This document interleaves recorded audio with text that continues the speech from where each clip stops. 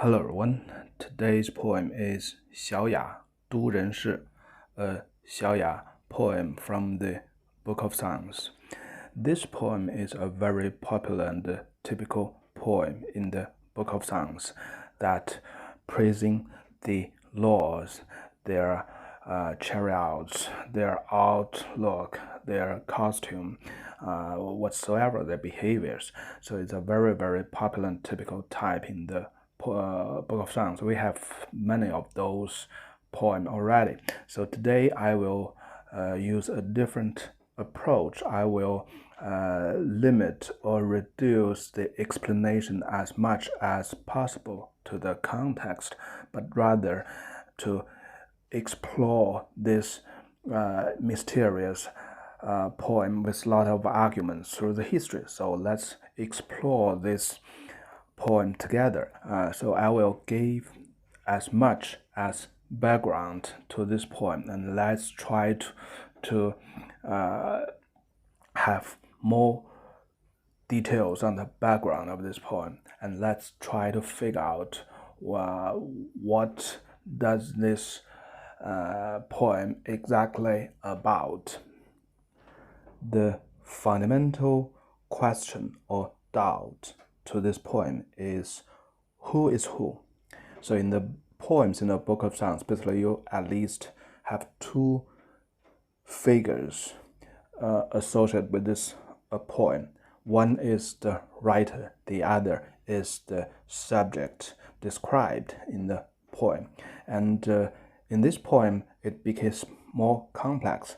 There are two subjects in this poem, and plus one poet.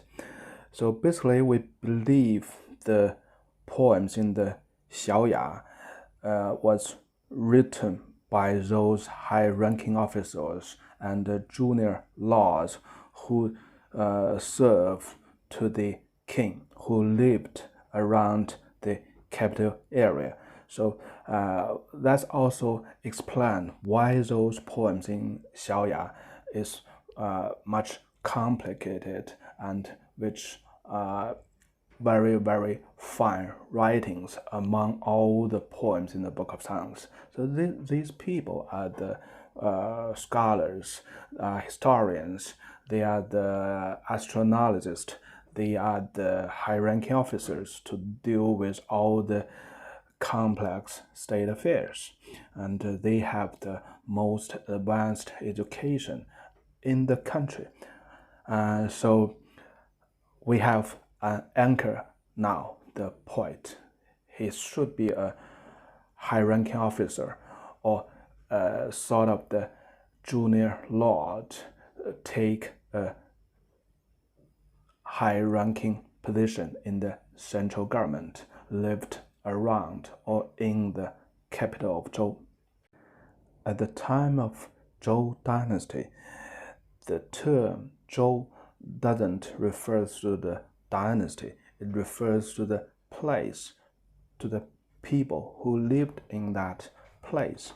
So basically there are three places could be called as Zhou, and this is proved by the modern archaeology as well. The first place or town or city was Qizhou, so that's where the Zhou people originated before they founded the Zhou dynasty. And then the capital area in the West Zhou dynasty is the most prosperous time, and most of the poems in the Book of Songs was written during this period. And the third place is the Changzhou or Luoyang city today, which is the capital for the East Zhou dynasty or the spring and the autumn period plus the warrior states period. So the two periods composed of the whole East Zhou dynasty. A minor portion of the poems in the Book of Songs was written during the spring and autumn period because Confucius lived in between the two periods, and until Confucius' time, the Book of Songs was fully completed and fixed, and thus the Confucius could use the Book of Songs as one of his major materials for his class. All in all, there are 3 cities could be called as Zhou City, and the west one could also be called as Qi or Qizhou. The middle could be called as Hao or Zhongzhou, and the east capital could also be called as Luo or Changzhou. So there are a lot of names for these 3 cities, and they are all could be called as Zhou. So in the Book of Songs, the 3 cities was associated with different poems. The West Zhou, Qizhou, is associated with the Zhou wind, or precisely the Zhou South. So it's the poems by this city, by the people who is living in this city. And the Xiaoya basically are by the people living in the Zhongzhou, in the center city. The Wang wind was by the people living in the east capital, in the East Zhou dynasty. So the place is the second fundamental question. Where is this city? Or where is the subject came from? Or where he is about to go? So it's just like the 3 questions about philosophy. Who are you? Where are you from? And where are you going? So when we're reading the poems in the Book of Songs, you can always use these 3 questions to explore the content, to pinpoint the situations in the poems. You can always find a lot of the exciting things by these 3 questions. Now let's get to the first paragraph. 彼都人士狐裘黄黄. That guy who is from a big town, and his clothes is of fox fur with the yellow color. And 其容不改，出言有章. His outlook, his expressions is very calm, never changed. And when he speak with elegant, with sophisticated wording. 行归于周，万民所望. And he's about to going back to his hometown, the Zhou City, and 10,000 people are expecting him, or 10,000 people are looking to him. So the surface is not very clear. Let me give you some more details. Du refers to a type of city where has the family temples built in that city, which means the Lord lives in that city. Otherwise, it's just a low-level village or low-level city ruled by laws lived in other cities. So the Du, first thing first, the Lord lived in this city, and the family temple was in the city. Of course, it's a much bigger size city, the first tier city, we could say.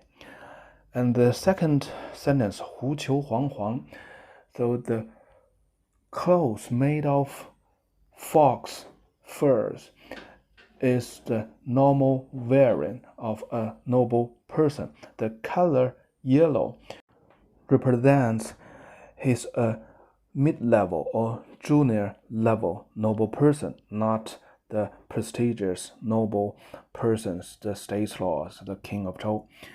And the second pair of sentences describe this gentleman, this noble person. He behaves as a gentle people. He was so comfortable in any circumstance. His face, his outlook never changed in either circumstance, in a big ceremony, in a time of chaos. He never changed his outlook, his expressions. And he speaks with elegance. So that's a lord, a very typical description of a lord. And the third pair of sentences, the key, he was about going back to his home. Gui clearly tell us it's a homeward bound journey. And Zhou is the city. So we know there are 3 cities, could be called as Zhou. So which city it refers to in this poem? I have no idea. But first thing first, we can accept the capital city because the poet was living in the capital city. He was seeing off that gentleman living and going back to his home city, where it's also called as Zhou. So it's not the capital city, not the Zhongzhou city, the central city in Zhongzhou City. So it could be either the West Zhou City or the East Zhou City, the Qizhou or Changzhou. And one more detail is very interesting. 万民所望, 10,000 people was expecting him. So he is not the prestigious lord as we analyzed in the previous sentences, but the 10,000 people always implies this is the state's lord, Zhu Hou. So with the 2 sentences, he's not the most prestigious state's lord because he's wearing the yellow color fox fur. Anyhow, he was expecting by 10,000 people under him, which means he is the state's lord. Who is this guy? Very likely, my interpretation is this guy is the son of the state's lord. So today, he's not the state's lord, so he wear what is most suitable for him, the yellow color fur coat. Anyhow, someday he is the state's lord someday. And of course, everybody know it very clearly, and they respect him as the lord, the most prestigious state lord. The terms used in the Book of Songs is always precise and specific. So if the term 赵民 was used in this poem, that will correspond to the king of Zhou. Zhao in the Zhou dynasty means 100,000 people, so which very likely implies the Zhou people think they have some millions of people in the whole country of Zhou. Okay, the second paragraph. 彼都人士台笠缁撮. That guy from that big city, from that Zhou city, he wears the straw hat, the very big straw hat, and he wrap his hair as a small ball with black clothes. So that's a very simple, humble costume for a noble person. So this is a highly appreciated by the Zhou people, that to be humble, to be simple, not to be luxury, is a very, very high valued by the Zhou people. So this all the praise to that guy. He was humble, and he make everything, he used everything simple in its simple way. The second pair of sentence, 彼君子女，绸直如发. That woman of the laws, his hair is just like the silk, very fine and straight. Sometimes 绸直如发 was explained as to describe the characteristics or personality of that woman or that girl, which means that girl was very wise, with integrity, 直 with integrity. So here is the most troubled situation in this poem. The second subject appears. The first subject is that guy, so we analyzed in the first paragraph. Very likely is the prince of a state, is the son of a state, of the Zhou state, one of the Zhou state.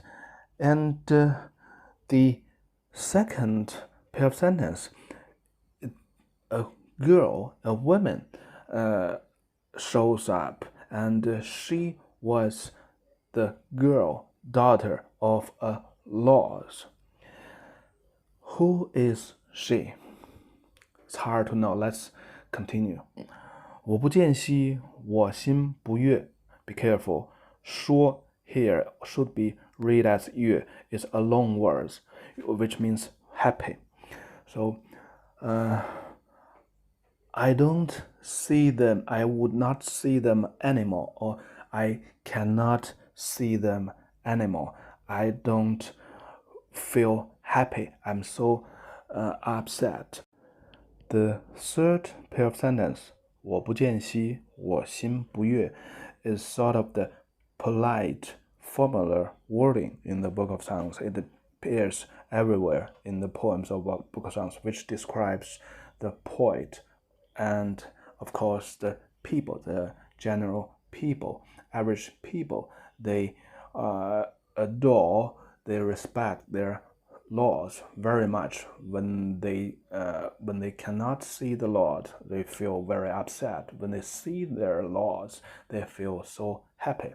It's sort of the formula wording. The third and fourth paragraph basically is sort of the repeating to the second paragraph. Let's see the third paragraph. 彼都人士，充耳琿实，彼君子女，谓之尹吉. That guy from the Zhou City, he wears the decoration on his ear is so beautiful. That girl of the laws, her family name is Yin family and Ji family. 我不见兮，我心苑结. I cannot see them anymore, and my heart feel stuffed and tied up. So basically it means I'm not happy because I could never see that guy and that girl anymore. And it gave us more details on the two persons. That guy, that prince of Zhou, he wears the decoration on his ear, 充耳. So you can see the picture is the decoration only belonged to the king and to the state lord. And we also know the family name of that girl. The family name is a very critical things for the Zhou people, because if you have a family name, you are noble person. You belong to the noble family. And so this girl belongs to the Ji family. And Yin very likely is a title, a position name, like the Premier Minister in today's government. So the girl was from the Premier Minister's family, and her family name was Ji. So one more thing is the guy was returning to the Zhou City, and he would be, or he is the prince of that state, of that city already. And of course, his family name was Ji, the family name of the Zhou king as well. So he is the descent family of the Zhou country. And so here we know that guy, that gentleman, and this girl with two different names, and they are going to the Zhou City together. So what's it about for this event? Why a gentleman and a woman, they are taking the same journey and went to the hometown of that gentleman? And as far as I can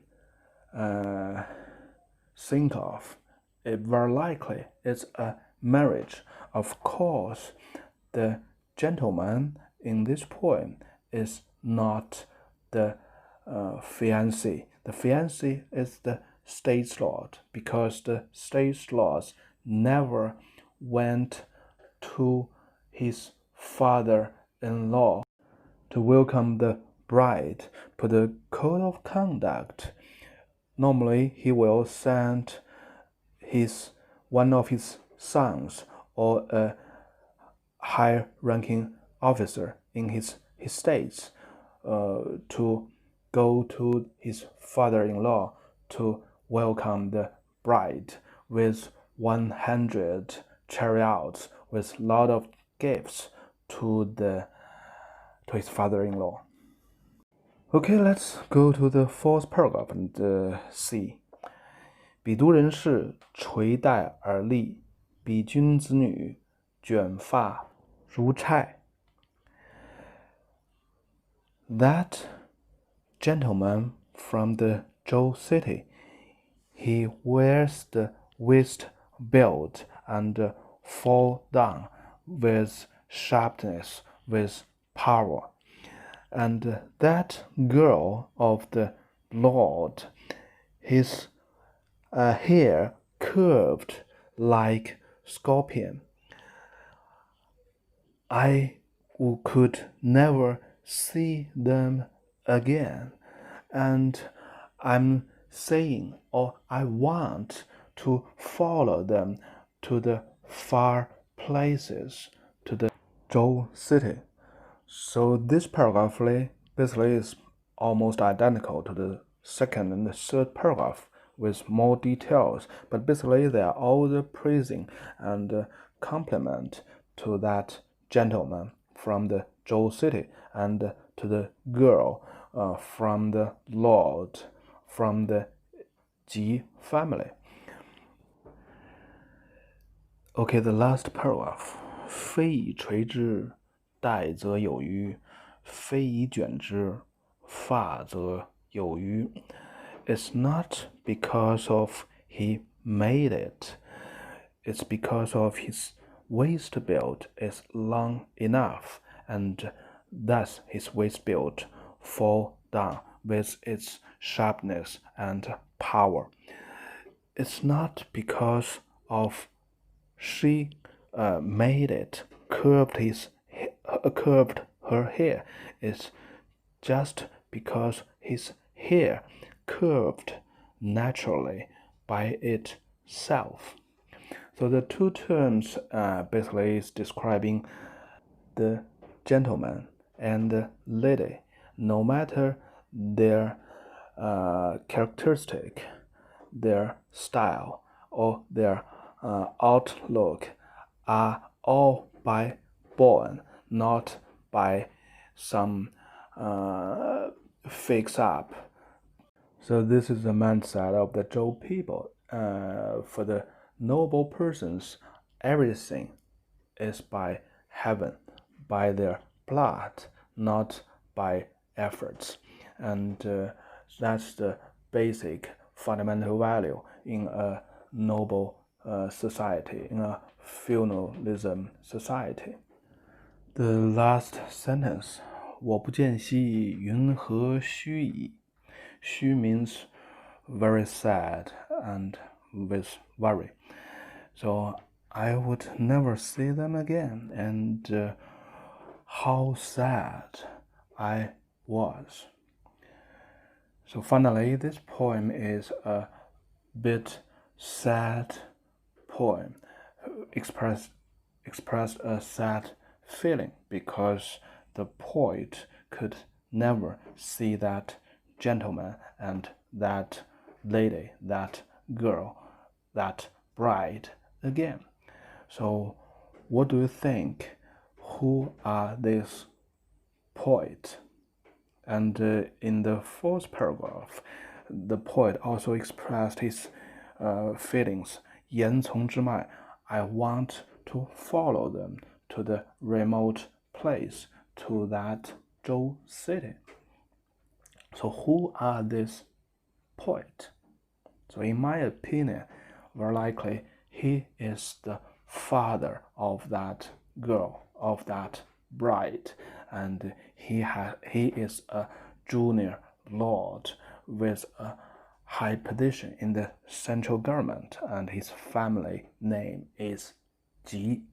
So that's my explanation, interpretation to this poem. Were quite different from the general explanations and different from all other explanations through the history. And let's review the whole poem again with my explanation. This poem is about a marriage. The prince of the Zhou City come to the capital to welcome the bride. So the bride's family was the family name with Ji, is of a high-ranking officer in the central government. The poet was the father of this girl, and he expressed his sadness of his to his girl, because his girl was married to a far away place in the Zhou City, very likely to the state's lord of Zhou. Even this marriage is a very good marriage. The married states, the Zhou states, is the second powerful and civilized states in the whole country besides the capital. The capital could be regarded as one of the states, of course. And through the gentleman who is welcoming the bride, who come to the capital to welcome the bride, that gentleman show his virtue and personality. So from that gentleman, the state's lord should be much more gentle or sophisticated than the gentleman we saw or described in this poem. So the bridegroom, the state's lord of Zhou, is for sure outstanding. So the marriage looks very positive, a very nice marriage. but the feeling expressed in this poem is very sad and worried, and that's the very, very typical Chinese feelings of a father-in-law when his daughter was married. No matter how the bridegroom, no matter how the new marriage was, the father-in-law was always feel so sad. And I think in many countries, in many places, the father-in-law share a quite similar feeling and emotion with the Chinese father-in-laws. So basically this poem is about a marriage, and the father-in-law was seeing off the gentleman to welcome, to fetch the bride, to fetch her daughter, and go away, go to the Zhou City. So far, I have answered the question, who is who? So what about the second question, where the place it referred to, which Zhou City it referred to in this poem? Okay, that's for today. Bye-bye.